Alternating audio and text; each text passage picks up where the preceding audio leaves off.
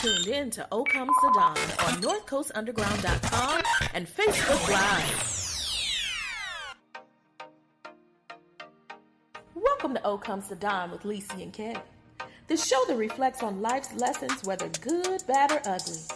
Each week, we talk about ourselves, each other, and even you if you let us. Why? Because nothing's off limits when we use our lessons to help others. So tune in to our show on Facebook Live and NorthCoastUnderground.com and share with us what dawned on you today. It just may save someone some time, or at least make them smile.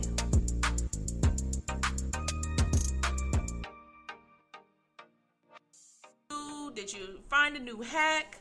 Tell me about yourself. Did you learn something about a family member, a friend, or did you simply wake up to the dawning of a new day and you are grateful? That and much more we will tackle this week. So, Kev, as usual, today we're going to be a little bit out of our norm because something just happened right before our show and we want to talk about it. So, what dawned on us today is the fact that the Derek Chauvin trial just happened, and we want to just wanted to know what dawned on you today. And one of the things that we could not ignore, did not want to ignore, is the fact that the Derek Chauvin trial just broke, and the verdict is in. So with that being said, I'm a little nervous. Well, I was going to ask you, I'm a little nervous. How do you feel about the verdict and how it turned out? I'm a little nervous with the fact that, Oh, okay, so you guys still can hear me. Cool. I wonder what that was. I was wondering what that noise was. Okay. Oh, wait, no. I'm so sorry, people. Usually I don't have these many technical issues, but I'm having some issues with my phone. So you were saying, I'm sorry to interrupt. Just how do you feel about how the verdict turned out? What was your thoughts? What were, your feelings? What were, what grasped you as the verdict was being read? So, we were actually together when the verdict dropped, and I was almost in tears. I have to be very honest about how I feel about this whole situation, and it's made me very uncomfortable.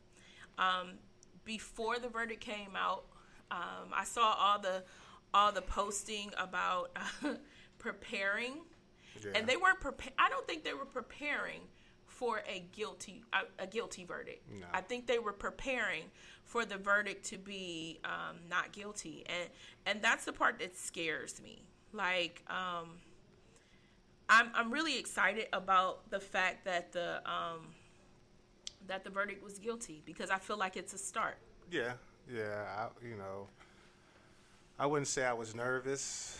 I won't say I'm excited about it, because the history of this going on in the country, it still needs to be resolved. Yes, this was a victory in the sense of having this won, but yet still so many have, done gotten off before and going to the future. How many might get off, the whole thing in the Brooklyn Center now?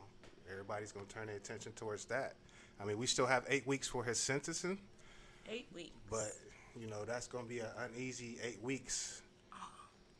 Very uneasy 8 weeks. Yeah, I think when the verdict came out, I felt a sense of peace.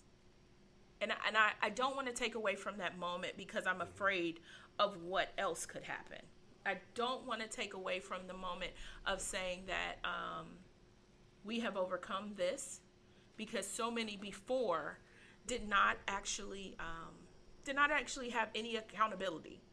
Before, it was so many who got off, who were acquitted, who didn't have to at all go through anything. It was almost like it didn't happen, and it didn't matter.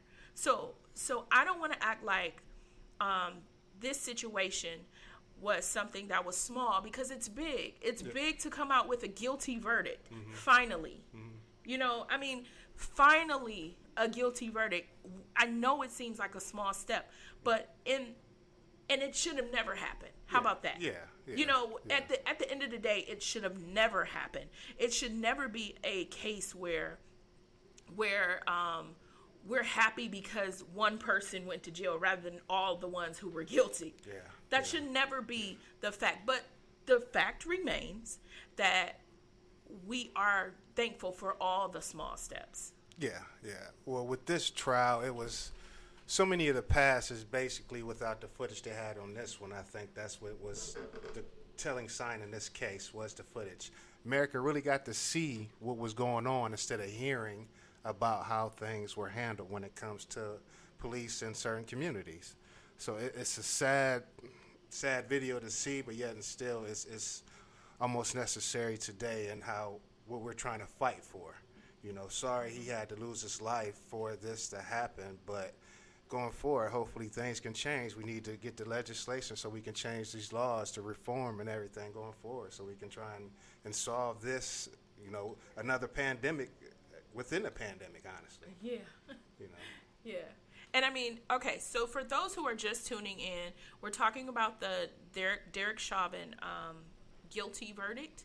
And I just want to recap. So according to Yahoo News, Dylan Stableford said that this is where we stand. Former Minneapolis police officer Derek Chauvin was found guilty Tuesday in the murder of George Floyd. After less than 12 hours of deliberations, the jury returned its verdict against Chauvin, convicting him of all three counts, second-degree unintentional murder, third-degree murder, and second-degree manslaughter. The charges carry a maximum sentence of 40 years, 25 years, and 10 years in prison, respectively. Bail was revoked. So that was surprising to me. Yeah. That was very surprising to me. His bail was revoked, and Chauvin was handcuffed in court and taken into custody. Thousands of people who had gathered outside the courthouse in Minneapolis erupted in celebration as the verdict was read. President Biden is expected to address the nation soon.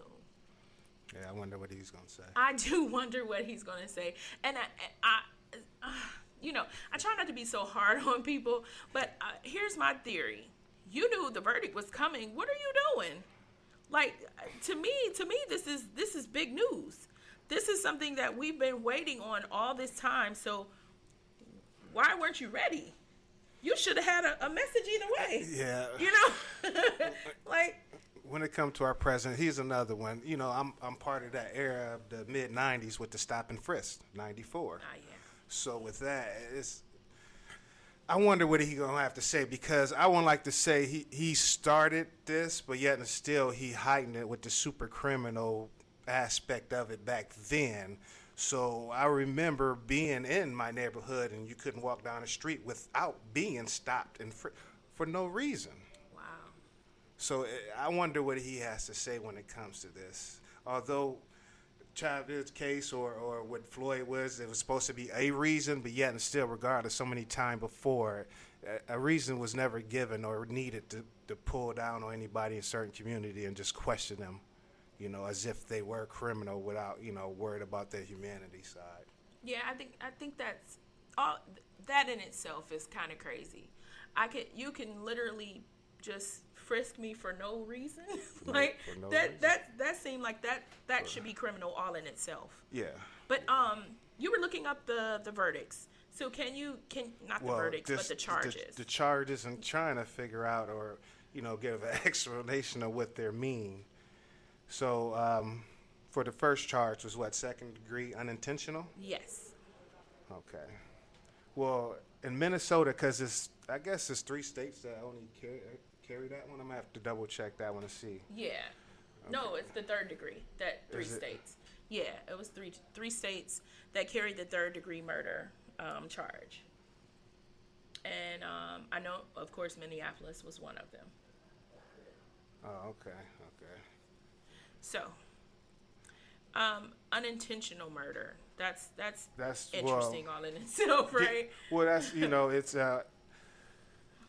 second degree murder includes killing a human intentionally, but without premeditation. But in Minnesota, they use the unintentional. Basically, the premeditation is that you had intent on doing it, but the unintentional is while you were in committing the act, you didn't stop. You kept carrying on. So that's the unintentional. Yes. It's not the premeditation when it comes to that charge. Yes. That's the more serious one. I think that's the one that carries to 40 years because it's, the murder charge. Yes.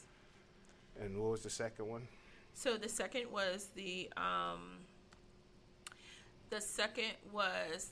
third degree murder.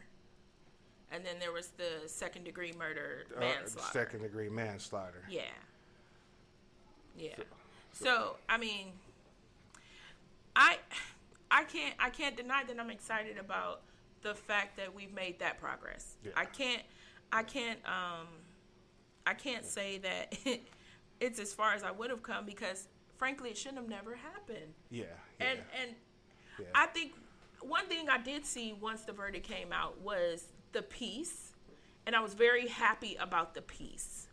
I was proud to see so many people hugging, so many people embracing each other and crying and just being happy that humanity won.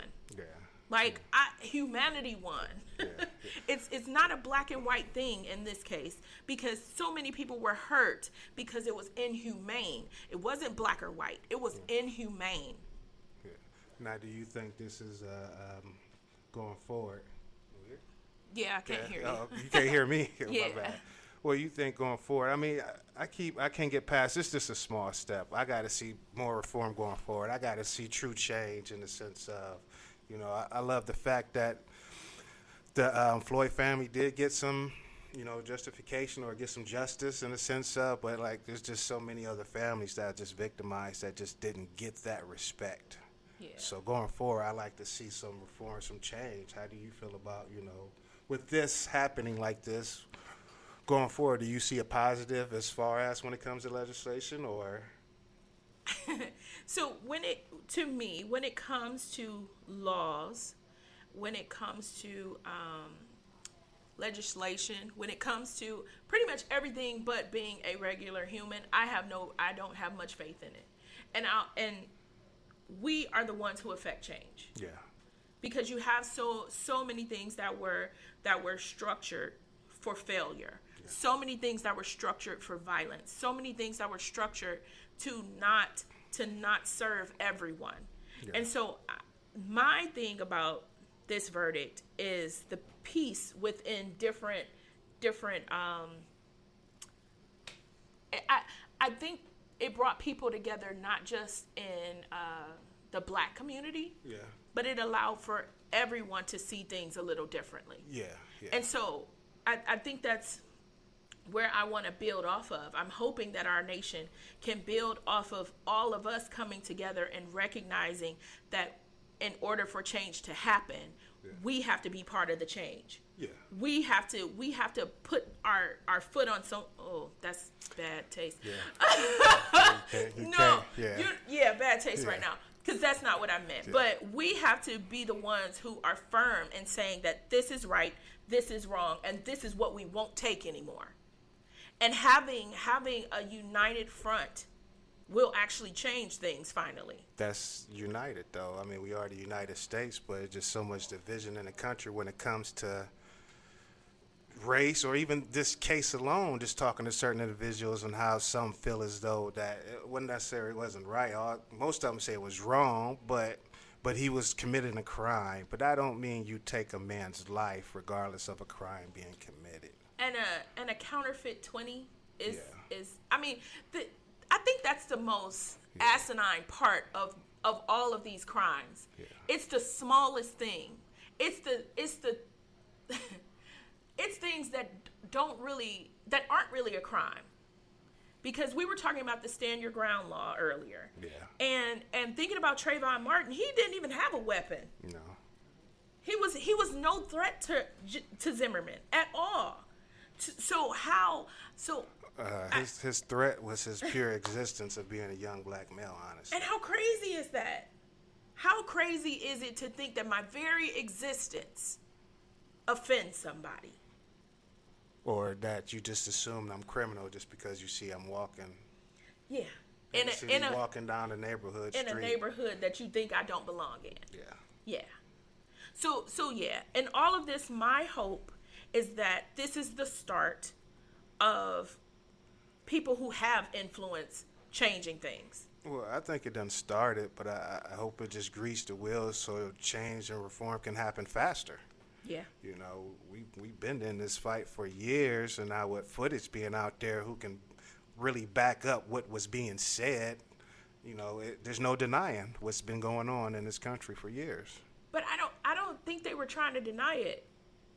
Because honestly, even if there wasn't a camera being put in front of you, there's pictures and all kinds of craziness that has been caught on a freaking picture. Yeah. So I don't think it was ever a moment where people didn't really believe this was happening. Yeah. I think we had a lot of closed eyes. Yeah. And I think we had a lot of closed mouths and a lot of people who were in their bubble. Well, that's what I'm saying with video footage now, because every day you see something different coming out when it comes to, it don't have to be police brutality, it's just race on race crime in a sense of. So we got so much footage out there that it's so relevant now. Yeah. It's crazy to think that we basically, it's not a united country. I still can't get back past the fact of how to stop it. Like I said, growing up, we were sitting in there. You could see it in my face. You know, the one thing I will worry about going forward is this country. I think we're going to implode on each other. Because one way, some people wanted to go one way, and some people wanted to go another way, and we got to figure out how to get along regardless of how we disagree. Because if not, we're not going to exist as a country soon. Yeah, I mean, well, I'm because we see so many footage of these countries across the seas and how they show how they're turning on each other, and that's basically where we're almost following in those patterns. Yeah, I mean, because we're tired. Yeah. When people get tired, they do things that are irrational. They do things that are outside of what their norm is. They do things that just, it's just not regular. And so when you keep pushing somebody, hey, there's a whole program called Snapped. It's a TV show called Snapped because of the fact that people get to that point. You take people to that point, and then they have to show you. They have to show you better than they can tell you. Yeah. And so, I mean, this trial, we've been covering it in class and just like going over testimony from the doctors and testimony from the witnesses. If this verdict would have been anything different, I think so many people would have lost their hope. Yeah. And so that's why I'm glad that it came out like this, because we can't afford to lose hope. Mm-hmm. People who are hopeless are scary. Yeah. Nothing to lose. They have nothing to lose. Yeah. They are angry. They take things out on people. They have nothing. When someone has nothing to lose, they are dangerous.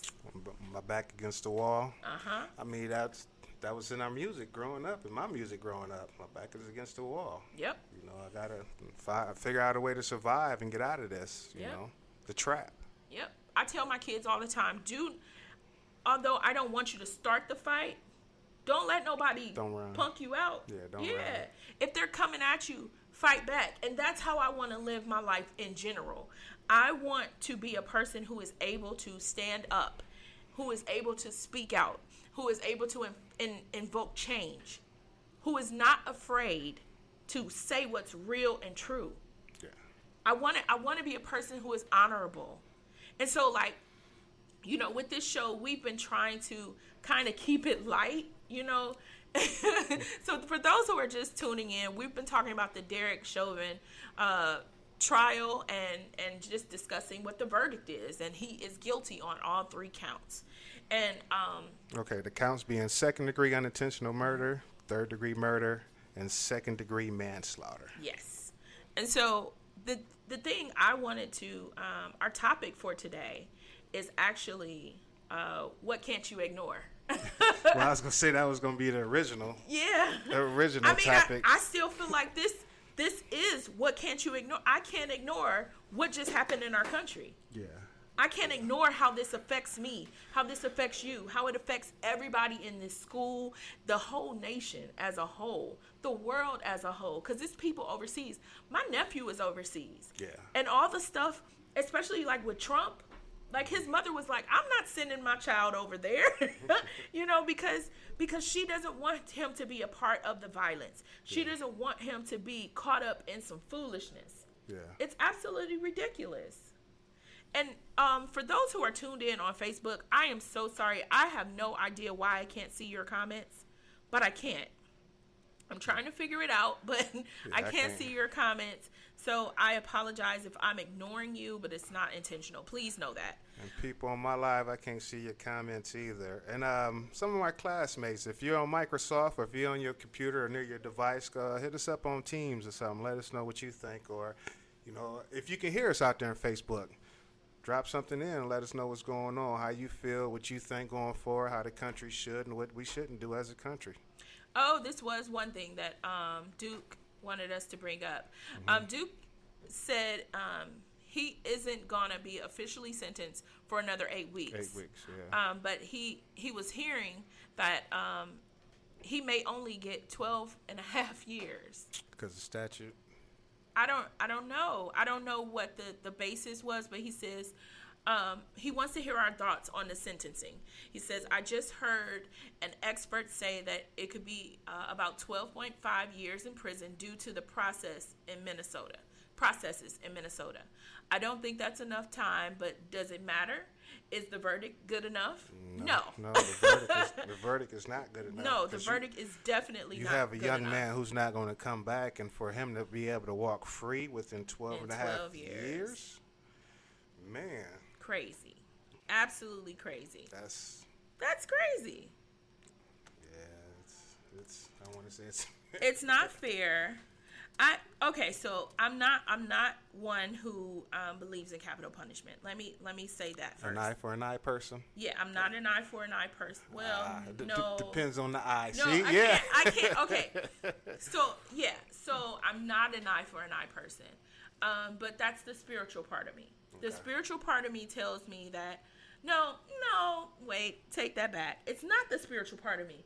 I'm not a capital punishment person. I'm going to take it back to that rather than an eye for an eye.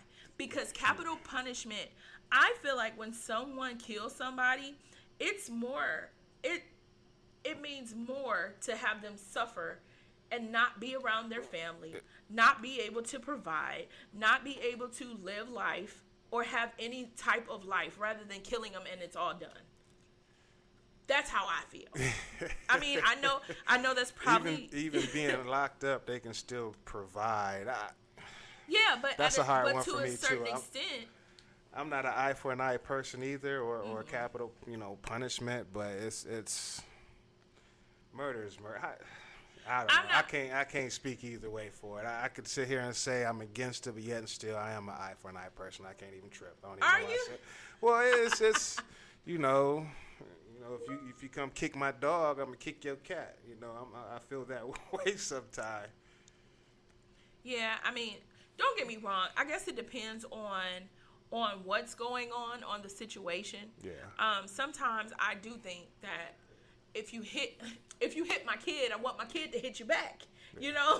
So okay. So Duke is actually giving us a follow-up. He says, what do you think this does for future trials, such as for killers of Dante Wright and Adam Toledo?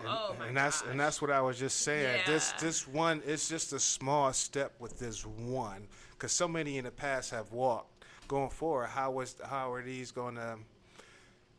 this trial really going to affect them? I wonder if it's going to be more in the sense of going towards the guilty or really invested in the facts of what happened.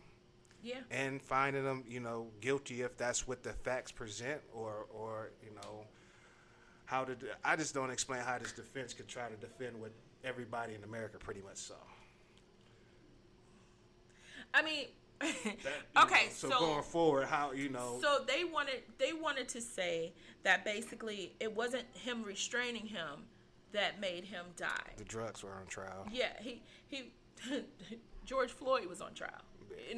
basically, because they wanted to say that he had a heart disease. They wanted to say that the drugs that he was on was killed, was the cause. Yeah, and cause for all of this to happen, where if it was a person who had normal health, this situation wouldn't have killed him. Okay, well, that was crap. That was crap, because you had the doctor who was, and I love how nonchalant the doctor was, because he wasn't overly emotional, so no one had to worry about him feeling any kind of way. Like sometimes when people are emotional, you can't take them seriously. Yeah. And he was so nonchalant. He was just like, look right there. Like when the thing was playing, the video was playing, he's like, look right there. That's when he dies. And he talked about George Floyd, and how he talked about the oxygen in his system. He talked about how his heart rate was going. He talked about how they conditioned him from the time he was on the ground to the time he was at the hospital. He broke down all the medical information from the charts and everything. So, like I said, if he would have gone free, something would have been up. Yeah. Something definitely would have been up with that. Well, if he had gone free, we'd be having a whole different discussion about what's going on in this country. Yes. Honestly, I hate to say it or even put it or insinuate it, but it was, that tension was in the air. You can feel that anything other than a guilty verdict, this country was going, go in on itself, basically. Yeah. So, I mean, we don't want to keep the whole show in that space, but we had some other things that, because today's show, our topic was about things we can't ignore. So, like, if we talk about things we can't ignore, I mean, the first thing that came to my mind was summertime. Well, okay, when you mean by things we can't ignore, let's say, like what, a dirty kitchen, you can't ignore that, or I can't. Okay. What do you? So when I say things I can't ignore, so the whole reason this came up is because last week when we were talking about our topic last week, just on sitcoms and how they affected our upbringing. Yeah. And but we're, on one hand, we want to keep the show all light and everything, but then we were thinking about the fact that we're covering this influential, historic trial in class, and it was like, I think we owe it to our viewers, to the people who are tuning in, to actually tackle some things that we cannot ignore. I cannot ignore what's happening in our country. I cannot ignore what's happening in my life right now. Yeah. I cannot ignore how I've been affected by certain things. So when I say things I cannot ignore, that spans everything. Okay. Every aspect of life. And so well, I got some things written down, but tell me. Well, it's just like, if it was pre-COVID, I can't ignore a person with bad breath, what I'm saying? So, you said it covered a broad spectrum, so, what give me something that you can't ignore. I can't ignore summertime feet. I can't ignore undone toes. It doesn't even have to be like a professional pedicure, but I cannot ignore ashy cracked heels. And don't get me wrong, I have eczema, so like I'm constantly putting on lotion, constantly trying to make sure that, and I'm probably ashy right now. But at the end of the day, there's certain stuff that I don't want to see. I can't ignore it. It's like it attracts you. Like, especially in summertime when people start to take those little raggedy feet out, it's okay. It's okay. It's okay if you have those feet in some sandals and some socks. Some socks. Some socks and some sandals. Socks and some shoes. Okay. No, don't wear no socks and sandals. That's so old, man, of you. Why not? What no. you mean? Do you wear socks and sandals? Yeah, I'm gonna get off my lawn type of guy. Oh my gosh. Oh man, nah, I don't wear sandals. Okay. I can't have it. I got basketball feet. You got basketball. It'd be illegal for me to show my feet. Okay, honestly. so you don't show them. Oh no. Okay. No. My wife trying to go get me a pedicure. Please. They'll kick me out. Oh. No, I need you to get a pedicure. Oh. No, there's nothing wrong with you. I did. You ain't got to get nothing on them. I have last year. I got one. But other than that, I'm not. No, I don't want you. I don't want you playing on my feet anyway. Yeah, so this is a shout out to his wife who has to look at those dogs and sleep with them dogs. I'm sure they bow wowing. Yeah, she got scratches on her legs from the toenails. Oh, bloody legs. Get some new sheets. Now, yes. Another thing I couldn't ignore is just to switch up, bad service in restaurants. I can't ignore it bad, unattentive waitress when you're in there trying to enjoy a meal with your family and they're on their phone or they're not even worried about coming back and checking to see if you need water. Yeah, that's annoying. Yeah. And on one hand, I think it's because they are trying to give you privacy, but on the other hand, I think they're just full of crap. And yeah. I think they're full of crap, and they're going and chilling. That's all right. They won't get their 18%. They get their 10%, if that. They give 10%. Yeah, you give them tithe. You're lucky. You better pray you get something at better pray. There have been times where there have been sometimes. I hate tipping. Do you? I hate tipping. See, I don't. That's probably mind such a bad reflection on me. But I hate. Now I don't hate tipping someone who has given me excellent customer service. Yeah. But I don't like the fact that tipping is not an option. I don't like that. Sound like my dad. Now who's the old person here now? Well, I'm just saying. Okay, so here's my thing. You chose, and sorry for all the people. See, yeah, you about to offend the whole culture out there who making $3 or $4 under minimum wage and got to survive off them tips. But but that's a choice. Because you're going to because I'm not, in all actuality, I'm not talking about them because I already said that I don't mind tipping people who do a great job. Yeah. So do a great job and I'll give you a tip. Yeah. I have no problem with that. But I do have a problem with you telling me I have to give 18% to someone who gave me 18% of the service. And then the food is late. The food is cold. The food is wrong. The drinks, I haven't had a refill since I got here. And then your attitudes, I can't stand sucky attitudes. Yeah. Now, when your food is wrong, getting off real quick, do you send it back? Listen, do you send it back to get your food back? I can't say that I always send it back because it depends on how bad the attitude was. If the attitude was good, and I'm not rude.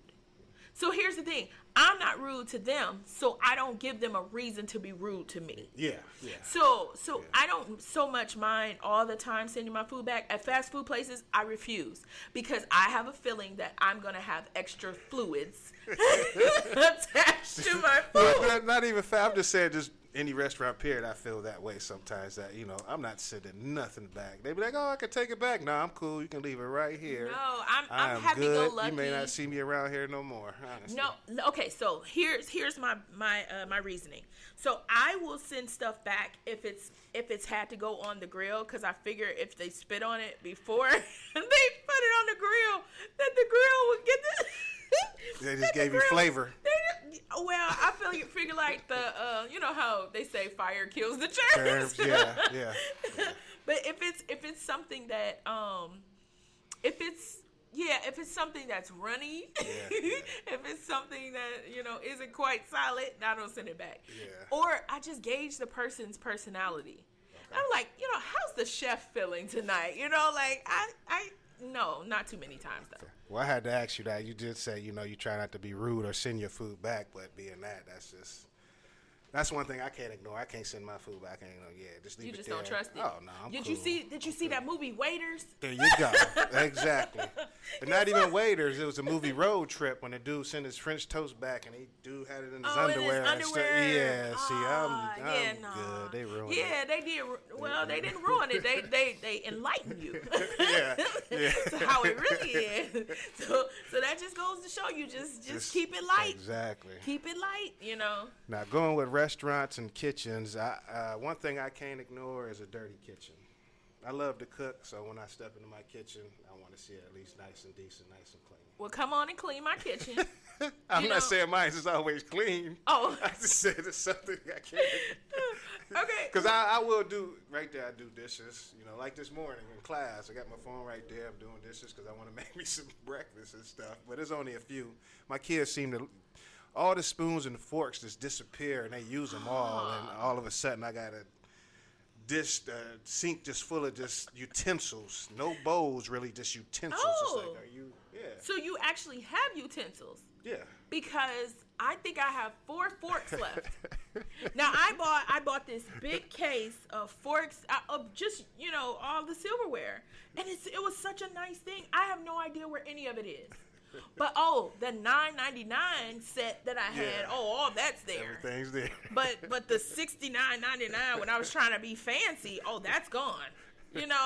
Come on, people. I got Martha Adams. She said, I'd be scared to send my food back. Yeah, I don't blame you, Martha. I'm the same way. Once it's in front of me, it stays. Yeah. Oh, my gosh. I hate that I cannot see my comments today. Now, okay. Another thing I can't ignore is an unkept yard. My yard was looking bad, so I had to clean it. I couldn't ignore it this weekend. What did it look like? It was just then rained and then outgrown, and I have a dog also, so it usually take me about an hour and a half to do my lawn, even weed eating and everything. But with the first cut, it becomes pooper scoop and then cutting and pooper scoop. Pooper scoop. So it's about 3 hours, from an hour and a half to 3 hours. So, but I couldn't ignore it. That's something I had to get on top of. Oh, let's talk about that. So remember how I was looking for a lawnmower? I found the lawnmower. You found one? Yes, I found the lawnmower. Actually, shout out to Facebook Marketplace, because I'm always on there, and that's where I found my lawnmower for $85. And it's electric. Whoopee, whoopee, whoopee. It's an electric lawnmower. How big is your yard? Oh, I don't have a big yard. Okay. It's not that. Okay. No, you. My mom asked the same thing. You don't run it on the cord. You charge it ahead of time. Okay. Oh my gosh, it's not a vacuum. But I done seen those before, electric line, and somebody got an extension cord coming from their garage. And I will say this: I did not all the way check, but I don't think so. Okay. Now, if that's how it is, I'm gonna be salty because I did not check that out, but I don't think so. Yeah. Oh man, that would suck. Was the boys excited to see it? No, the boys weren't excited. So my oldest was like, "So mom, who's doing this?" Yeah.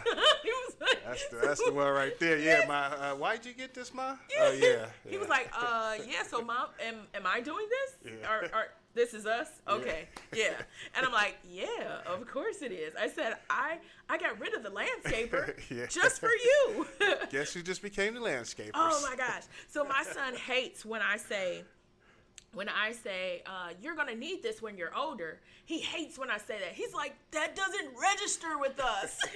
He's like, I don't care if I need it later. Yeah. I don't want to have it now. Yeah. He hates it. And I'm like, whatever. The whole point of me is to teach you how to be an adult. Going forward, yeah. Yeah. Like, an effective citizen. Yes. Just be an adult. Like, I was just fussing at my middle child, whose birthday was yesterday. I could have punched him in his neck. You gonna say happy birthday? You just threatened the kid, and now you gonna say happy birthday? I said happy birthday yesterday. Happy birthday, little man. Happy birthday. I'll punch you in your neck. Because after all that I did this weekend for him, and then yesterday, like, everybody was like, happy birthday, Elle, happy birthday, Elle, happy birthday, Elle. And I'm like, oh, that's so sweet. Everybody's saying happy birthday. I've spent $1 million, I feel like. And it was like, oh, what do you want to eat? What do you want for a snack? What do you want for this? And then I didn't even make them. Yesterday was dish day, and I didn't make them do dishes. But this little jerk, he's like, I'm like, Elle, you didn't do the dishes yesterday, but the dishes are here, so you got to do dishes. And he's like, oh. I'm like, oh, don't do that. Don't do that. Not after $1 million. Are you tired? What's wrong? Oh, yeah. You all right? Yeah. Listen. You enjoy that win, don't you? Because I would knock. Listen. That's exactly how I felt. I said, boy, you don't realize just how much I just did for you, just for you. Yeah, that's like, last week's show. Do we spoil our kids? Oh my gosh! And apparently, okay, so I didn't know all the way that I was spoiling him. I think it's easier to spoil a kid when you're only one. Yeah. Like, because for a long time I did not know where to draw the line for my one kid. Yeah. Because I literally had it. A lot of times parents are like, I don't have it to give you this all the time, but I had it. A lot, not at the beginning, but like later on when I was kind of on my feet, I had it to give. And so it was hard to say, well, no, you can't have that. just because I said it. Like, it just seemed wrong. And so it was like, what do you want to eat? What's so wrong with saying no? I don't know. Let me know, because whatever you tell me, I want to go have this discussion with my mom and the word no, and why it shouldn't have been used. Yeah, so to his mom, please don't listen to what he's saying right now. I have nothing to do with it. No, I don't know. But it was harder. It's different when you can say, I don't have it. Yeah. Versus, I'm just not giving it to you. Yeah. And I don't know why it's hard, because it shouldn't be hard to just say, no, you're not getting that. You didn't earn it. You know, all of that. It doesn't seem, I don't know. But anyway, so. No, I totally get what you're saying. You want to be able, it's not to say you punish them by saying no, but at the same time, if you're able to, you want to do it for them. Especially you said if it's the only child. Yeah. You know, you want to. Did you have siblings growing up? So my siblings are 10. Hey, my siblings, by the way, because you guys tune in all the time. And my sister is tuning in from Dayton, Ohio today. So, okay. Hey, honey. But, yes, no, I didn't have siblings I grew up with. Okay. Because they are 10, 11, and 12 years older than me. Oh. So I kind of grew up as the only child. Oh, okay. Well, I was just saying you probably compensated because he might not have somebody to play with at that time. You just want to make sure he wasn't bored. No. That wasn't it? No. Actually, okay, so materialistically, I wasn't spoiled and my son weren't spoiled. But we were totally spoiled with love. With love. Mm-hmm. And sometimes what love looks like is him not having to do stuff and me not having to do stuff. And that's just being honest. You know, it wasn't intentional. But it was like, they're sitting right now. They're chilling right now. Let me just go ahead and do these dishes. Or let me just go ahead and wipe this up. You sound like me, because I'm the same. But see, I need my kitchen cleaned a certain way. Oh, my gosh. Don't just go in there and just run this underwater. I need you to wash them. I need you to scrub. I need you to double check everything. So that's why I don't mind doing my dishes or doing certain chores that I know I won't done right. Yes. But my mom be like, well, you just need to teach them to do it right. That's what I was going to say. But when they do it wrong, I'm going to be down their throat. So I might as well just do it. No, but do it here's right. The thing. Here's the thing. With a teacher, if you're a teacher, you have to teach them how to do it. And then you have to reiterate. And if they don't do it right, show them how to do it. And if they keep doing it wrong on purpose, then they get punished for it. By keep having to do it, that's for sure. Yeah, well, yeah.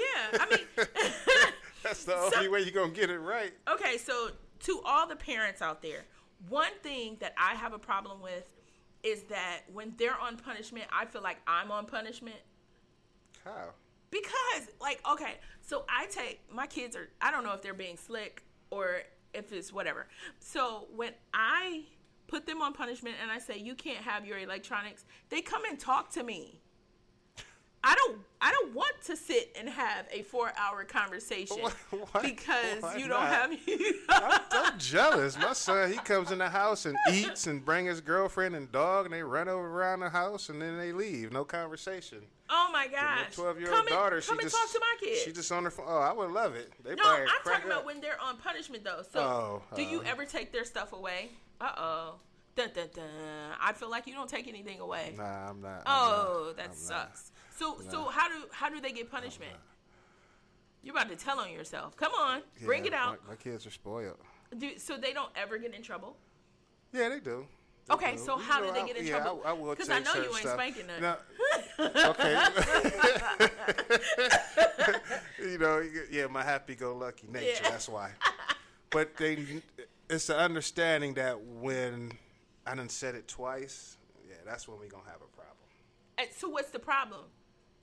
Well, it depends. Like my daughter, I always tell her, pick up your stuff. You know, if she don't do it, then that's when I get upset. That's when we have the problem. Then I can go rant and rave all day, and she'll go to her mama. Yeah, I don't think your kids get in trouble.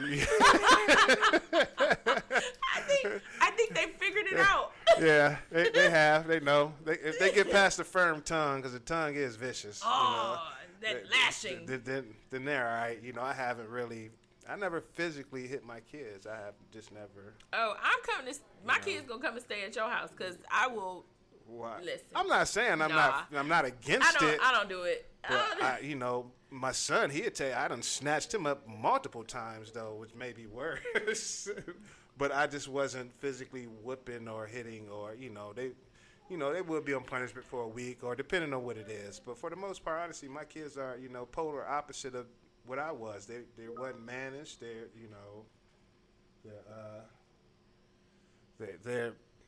They listen for the most part. So they're not hard kids to get along with. At school, Okay. they don't cause problems and none of that. Yeah. They're not the type that was always. I always taught them to get away from problems when you see it coming. So that way you don't have to explain nothing. And that way you don't have to look like you also telling on anybody either. Ignorance is bliss. That way I'm not coming up to the school and being upset at you for you having me come up to the school. I'm gonna have your back. Don't lie to me. But my kids are pretty good, honestly. I can't say I really had to truly punish them like that. I can't say my kids are bad, but I can say that I've had to put them on punishment for like their attitudes and like their entitlement. Yeah. Like the sense of entitlement is ridiculous sometimes, and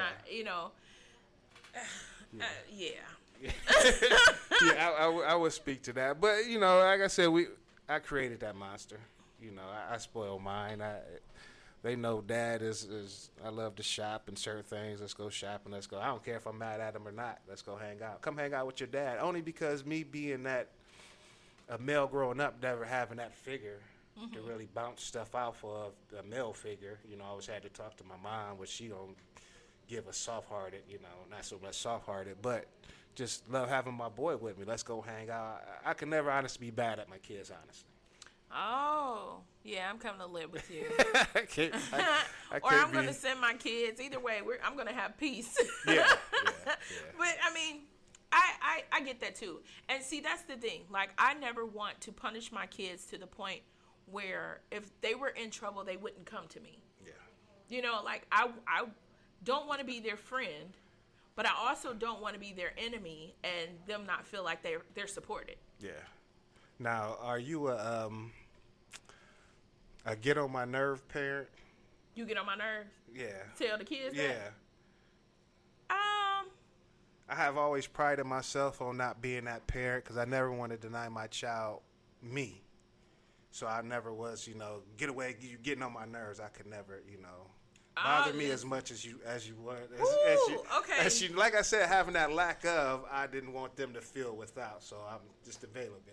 So now that you brought it, so now that you brought it out, you ever tell them to get away? Yes, my 8-year-old. I love her to pieces. She has a great spirit and she has all this energy, but she talks too much. And my boys are their own people, and they'll play a game, or they'll be on their phone, or they'll watch TV, and they don't have to talk to me all day. And I know it's good for her to talk sometimes. Yeah. But she doesn't like quiet. Yeah. And so even if she has to fill it up with her doing something with her mouth,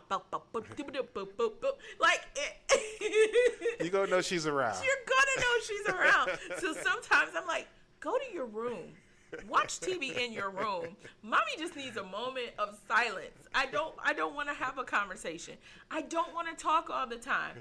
I am talking like right now on the radio show. We talk for a whole freaking hour. So I get home and then she'll want to have a conversation. Well, how was the show? And what did you talk about?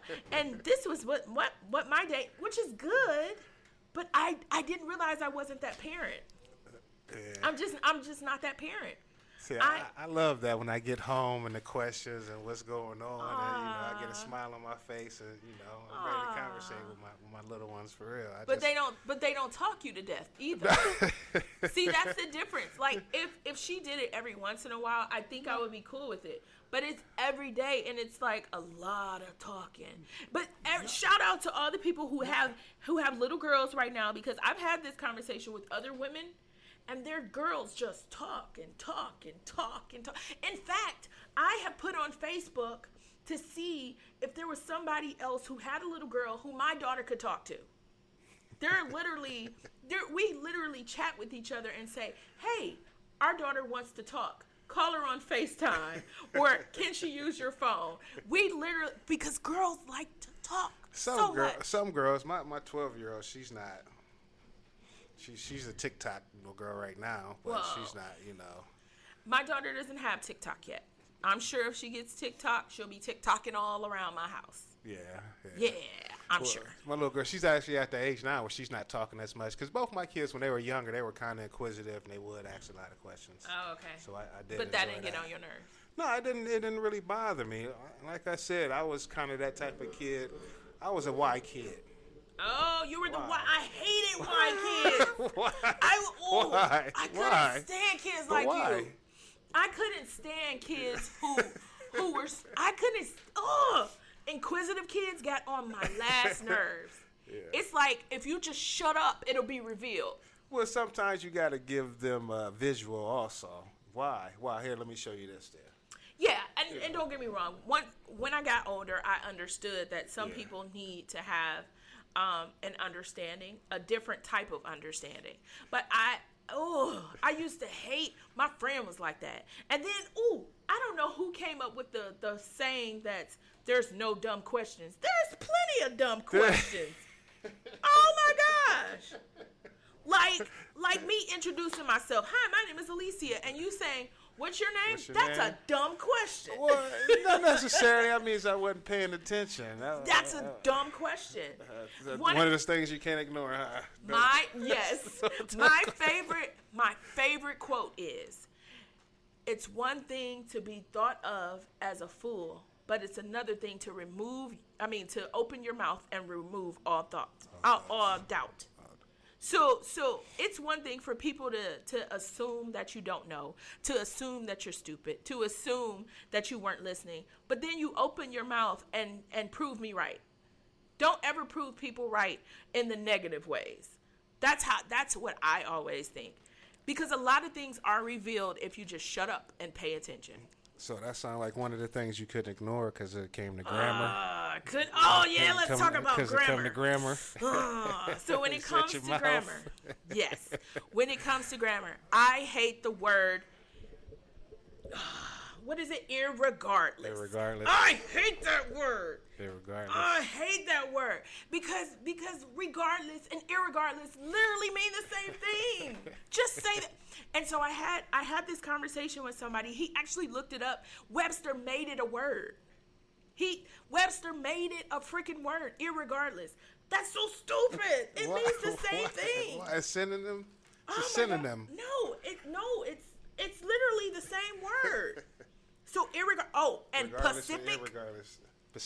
Pacific rather than specific. Give me the Pacific information. Oh, I'm waiting on the Pacifics. I hate it. Specifics. Let me be Pacific about this. Oh my gosh, I hate it. Hate it. But the one thing, so I hate grammatical errors, but I love catchphrases. Like little catchphrases or like little stuff that pimps used to say. Well, pimping ain't easy. Listen, I love stuff, but that's not really the one.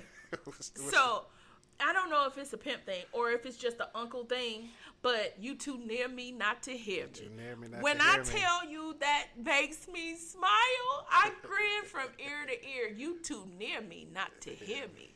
I think that is the smoothest thing in the world, and for somebody to tell me, girl, you're too close not to be able to hear what I said. You know what's up. You know what it is. Listen, I like that. Close, you know, yeah. I like that. But that goes back to you not paying attention and being inquisitive. Sometimes the answer will be revealed. What's known don't need to be explained. Listen, my dad says that all the time. What's understood don't need to be explained. Yes, I love it. Shout out to my father, carving coats. I can't think of any of my old man. I call them get off my lawn quotes. Old man. Oh, let's go back to summertime. So, okay, we talked about the ashy and cracked feet. Yeah. We talked about overgrown toenails. But you know what else I can't ignore? What's that? A knock-kneed person with short shorts on. What? Okay, so I'm knock-knee, right? So I know the pain. I know the pain because when you're knock-knee and you try and walk with shorts on, the shorts keep going up in between your legs. Oh, okay, right. And you look around and it's like, Duke, don't say irregardless ever. I love it.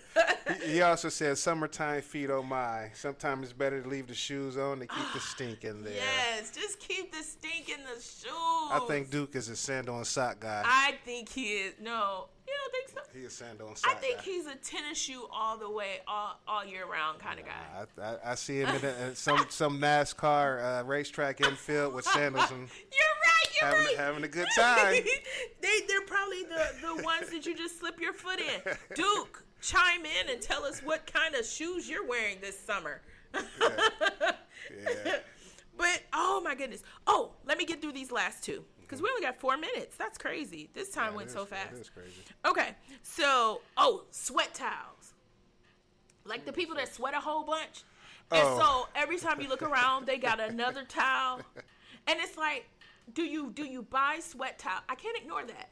Do you buy towels specifically for your sweat?